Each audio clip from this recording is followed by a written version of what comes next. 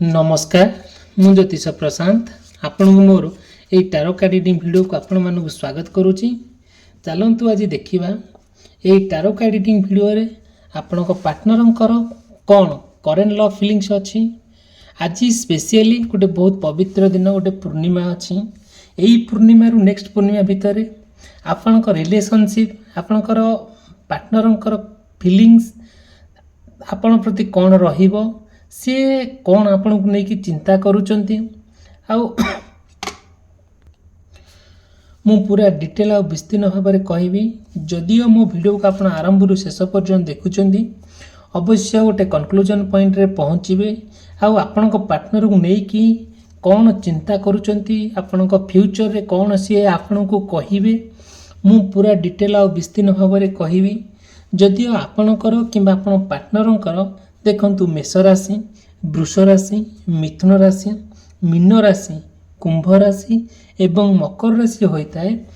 आउ यही व्यक्ति विशेष मानकर तांकर राशि अनुसार तांकर लव फिलिंग्स कौन रहिबो तांकर फ्यूचर भविष्यत रे यही पूर्णिमा जो गोटे पवित्र दिन बहुत बड़ दिन आज यही पूर्णिमा ठारू नेक्स्ट पूर्णिमा पर्यंत कौन तांकर रहिबो तांकर मन रे आपण प्रति मु पूरा डिटेल कहबी। जदि आप चाहूँगी ये वीडियो को आरंभ रु शेष पर्यंत देखापी आपण गोटे कंक्लूजन पॉइंट अवश्य पहुँचे। जदि भी चाहूँगी आप पार्टनर विषय जानापी कौन कौन आप चाहूँगी जाना आप पार्टनर विषय मु पूरा डिटेल और विस्तीर्ण भाव में कही मोर पर्सनल रीडिंग मध्यम मत आपने जदि भी कंटाक्ट करती मोर कंटाक्ट नंबर देती स्क्रीन चलती डिस्क्रिप्शन बॉक्स रे अच्छी। ठीक अच्छे आम आरंभ करवा।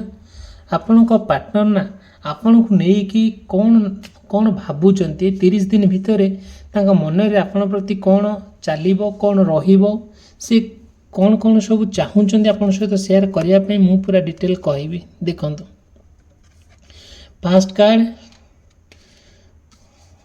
Second card and 3 number card. देखो कौन कौन सब बाहर लानी आउ जो राशि अनुजाई देखो मु कही भी इच्छा राशि बाहरी आउ ठीक अच्छे कौन बाहर ना आपण पार्टनर ना आपण से कौन कर विश्वस्त अच्छा विश्वास भल पाइबारे कहीं ना कौटी गोटे त्रुटि देखादेव जोटा कि आपण दुई जन भितर किछि किछि प्रोब्लेम क्रिएट हम मन मन तार मतामत तार हो पारे कम्प्लीटली भाव में सी आपण डेडिकेटली जी आप समय बिताऊे आपण सहित सेमती समय न बीतई पारती जहाँ कार्ड रे बाहर मुझे कहूँ कि मन गढ़ा कहानी नुहे आपण ना पूरा सुंदर भाव में गोटे शांति रे गोटे सुख माने पूरा इमोशनाली सहित आटाच होगापी चाहिए जोटा कि कम्प्लीटली भाव में से आपण को ना यथेष्ट मात्रा रे कौन करेंगे जो विश्वास थिला से विश्वास लगे कि आपन को फील करेंगे कि आपन जमी विश्वास हरे बसला भाई आपन को लगे जोटा कि आपन बेले बेले मन में बहुत दुख करेंगे से दुख संपूर्ण भाव में आपन को बहुत तलू नहीं गला भाई आपन को फील हम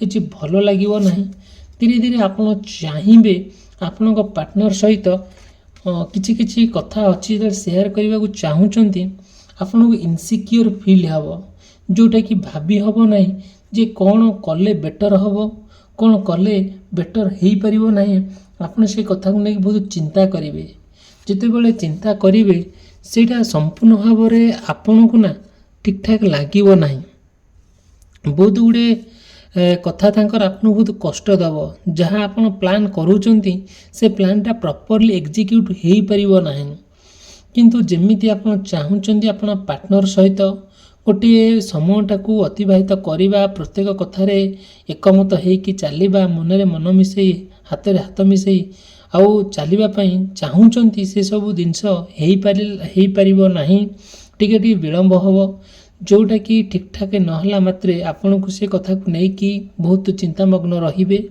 भल लगे नहीं समयटा बहुत दुख कष्ट कटो एमती किसी समय अच्छी जो समय आउ तांको सहित शेयर करने को चाहिए भी आपड़ करें ना बेले बेले आपण पार्टनर को लेकिन बहुत अशांति रे रहिबे बहुत माने कली झगड़ा आड़ को कथा जीव ତାଙ୍କର ପ୍ରତ୍ୟେକ କଥାରେ ଆପଣ ଏକମତ ହେଇପାରିବେ ନାହିଁ ଆଉ କୌଣସି ଡିସିସନ୍ ନେଇପାରିବେ ନାହିଁ। ସେ ଆପଣଙ୍କୁ ବହୁତ ଗୁଡ଼ିଏ କଥା କହିବେ ସତ, ଆଉ କିନ୍ତୁ ଯେଉଁ କଥା କହିବେ ସେ କଥାକୁ ନେଇକି ଆପଣ ପ୍ରପର୍ଲି ତାଙ୍କ ସହିତ ଯତିପାତ ନ ପଡ଼ିବାର ଟିକେ କାର୍ଡ଼ରେ ବାହାରୁଛି।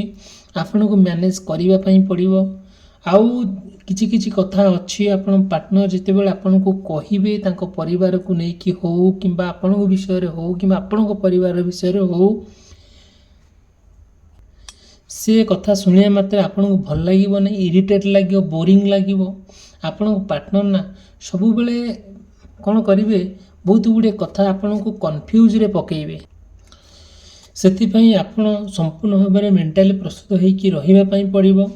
ଯେଉଁଟାକି ଯେତିକି ମାତ୍ରାରେ ଆପଣ ତାଙ୍କ କଥାକୁ ବିଶ୍ୱାସ କରୁଥିଲେ, ତାଙ୍କ କଥାରେ ଆପଣ ଆଗକୁ ଯିବା ପାଇଁ ଡିସାଇଡ଼୍ କରୁଥିଲେ, ଟିକେ ଭାବି ଚିନ୍ତିକି ଯିବା ପାଇଁ ପଡ଼ିବ।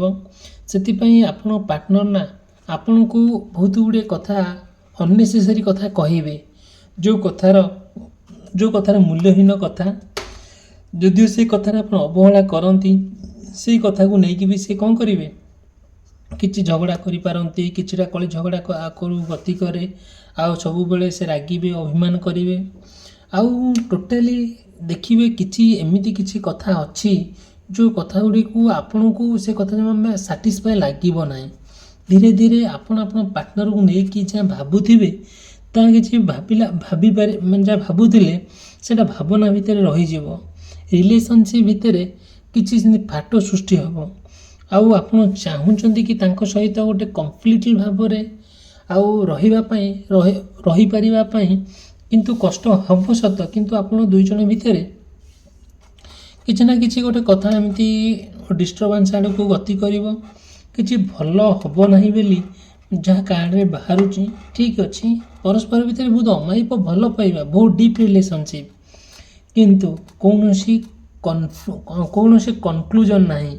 ଆଉ ସବୁବେଳେ ଆପଣ ତାଙ୍କ ସହିତ ଯେତିକି ବାଟ ଯିବା କଥା ଯାଇପାରିବେ ନାହିଁ, ବିଳମ୍ବ ହେବ, କିଛି ଡିସାଇଡ଼୍ କରିପାରିବେ ନାହିଁ। ଆଉ ସବୁବେଳେ ନା କ'ଣ କରିବେ, ଆଉ ମାନେ ମାଇଣ୍ଡରେ କିଛି କିଛି କଥା ରହିଯିବ, ଯେଉଁଟାକି ଆପଣଙ୍କୁ ସେ କଥା ବହୁତ କଷ୍ଟ ହେବ। ଆପଣ ଭାବିବେ ଏଇଟା ଉପଯୁକ୍ତ କି ଅନୁପଯୁକ୍ତ, ଏଇଟା କହିବାର ନଥିଲା କି ଏ କାମ କରିବାର ନଥିଲା। ସେ ମଣିଷ କିଛି ବୁଝେନି, ସେ ମଣିଷ କିଛି ରିସ୍କ ରେସ୍ପନ୍ସିବିଲିଟି ବି ନିଏନି। ତେଣୁକରି ଏ କଥାକୁ ନେଇକି ଆପଣ ବହୁତ ଚିନ୍ତାରେ ରହିବେ, ବହୁତ କଷ୍ଟରେ ରହିବେ, ଯେଉଁଟା କିଛି ବି କରିପାରିବେ ନାହିଁ।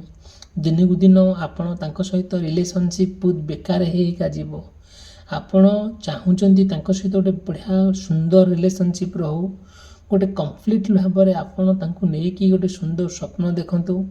ସେ ସ୍ୱପ୍ନ କିନ୍ତୁ ସ୍ୱପ୍ନରେ ରହିଯାଉଛି ବୋଲି ଆପଣ ଫିଲ୍ କରିପାରୁଛନ୍ତି। ଆର ସମାଧାନର ବାଟ କ'ଣ ହେଇପାରିବ ମୁଁ ଆପଣଙ୍କୁ ଡିଟେଲ୍ କହିବି ମୋର ପର୍ସନାଲ୍ ରିଡ଼ିଂ ମାଧ୍ୟମରେ। ମୋତେ ଯଦି ଆପଣ କଣ୍ଟାକ୍ଟ କରନ୍ତି, ଦେଖନ୍ତୁ ମୁଁ ନେକ୍ସଟ କାର୍ଡ଼ ବାହାର କରିବି।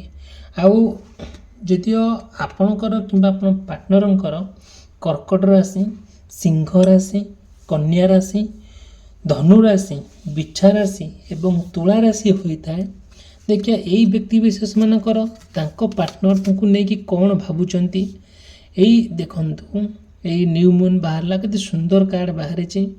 ଆପଣଙ୍କ ଭଲ ପାଇବାକୁ ନେଇକି ଆପଣ ଯେତିକି ଚିନ୍ତାରେ ଅଛନ୍ତି, ଧୀରେ ଧୀରେ ସେ ଚିନ୍ତା କେମିତି ଆପଣଙ୍କ ଠାରୁ ଚିନ୍ତା ଦୂରେଇ ଯାଉଛି। ଆଉ ସବୁବେଳେ ଚେଷ୍ଟା କରୁଛନ୍ତି କି, ଆଉ ଯେଉଁ ଦୁଇ ଜଣଙ୍କ ଭିତରେ ଦେଖନ୍ତୁ କେତେ ସୁନ୍ଦର ସୁନ୍ଦର କାର୍ଡ଼ ଆପଣଙ୍କର ବାହାରୁଛି। ଆପଣଙ୍କର ନୂଆ ଗୋଟେ ଲାଇଫ୍ ଆରମ୍ଭ କରିବା ପାଇଁ ଯେଉଁ ପ୍ଲାନ୍ କରିଛନ୍ତି ତାହା କରିବେ, କିଛି ଅସୁବିଧା ହେବ ନାହିଁ। ଆପଣ ଯାହା ଡିସିସନ୍ ନେଇଛନ୍ତି ସେ ଡିସିସନ୍ ଭିତରେ ବି ଆପଣ ବହୁତ ଆଗକୁ ଯିବେ। ସେଥିରେ ପ୍ରୋବ୍ଲେମ୍ ହେବ ସତ, କିନ୍ତୁ ଆପଣ ସକ୍ସେସ୍ ହେବେ। ଯେଉଁଟାକି ଦୁଇ ଜଣ ଭିତରେ ବହୁତ ପାଖରେ ପ୍ରୋବ୍ଲେମ୍ କ୍ରିଏଟ୍ ହେବ, ମତାମତ ହେବ, କଥା କଟାକଟି ହେବେ, କିନ୍ତୁ ଗୋଟେ କନକ୍ଲୁଜନ୍ ପଏଣ୍ଟରେ ପହଞ୍ଚିବେ, ପ୍ରପର୍ ଅଣ୍ଡରଷ୍ଟାଣ୍ଡିଂ ଲେବୁଲ୍ ଆସିବ। ଆଉ ସେଥିରେ କିଛି କିଛି କଥା ଅଛି ଯେଉଁଟାକି ଆପଣ ଫାଇନାଲ୍ ହେଇପାରିବ ନାହିଁ। ଆଉ ତାଙ୍କ ମନରେ ଯେଉଁ ସବୁ ଅଛି, ସନ୍ଦେହ ଅଛି କିମ୍ବା ତାଙ୍କ ମନରେ ଯାହା ଯାହା ପ୍ରଶ୍ନ ଅଛି ସେ କ୍ଲିଅର୍ ହେବେ। ତାଙ୍କ ମାଇଣ୍ଡ ପୁରା ସ୍ୱତନ୍ତ୍ର, ତାଙ୍କ ମନ ସଫା ହେବ। ସେ ସମ୍ପୂର୍ଣ୍ଣ ଅବଗତ ହେବେ। ଧୀରେ ଧୀରେ ଆପଣଙ୍କୁ ସେ କ'ଣ କରିବେ ନା ଗୋଟେ ନୂଆ ରୂପରେ ଦେଖିବାକୁ ଚାହୁଁଛନ୍ତି ତାହା ଦେଖିବେ। ଦୁଇ ଜଣ ଯେଉଁ ବାଟ ଦେଇକି ଯାଉଛନ୍ତି ସେ ବାଟ ଦେଇକି ଯିବେ। ଅନେକ ସମସ୍ୟା ସତ୍ତ୍ୱେ ବି ଆପଣ ଗୋଟେ କନକ୍ଲୁଜନ୍ ପଏଣ୍ଟରେ ଗୋଟେ ସମାପ୍ତ ପଏଣ୍ଟରେ ପହଞ୍ଚିବେ। ଗୋଟେ ସୁନ୍ଦର ଜୀବନଯାପନ ଅତିବାହିତ କରିବା ପାଇଁ ଯେଉଁ ପ୍ଲାନ୍ କରୁଛନ୍ତି ତାହା ମଧ୍ୟ କରିବେ। ହସ ଖୁସିରେ ସମୟ ବିତେଇବେ।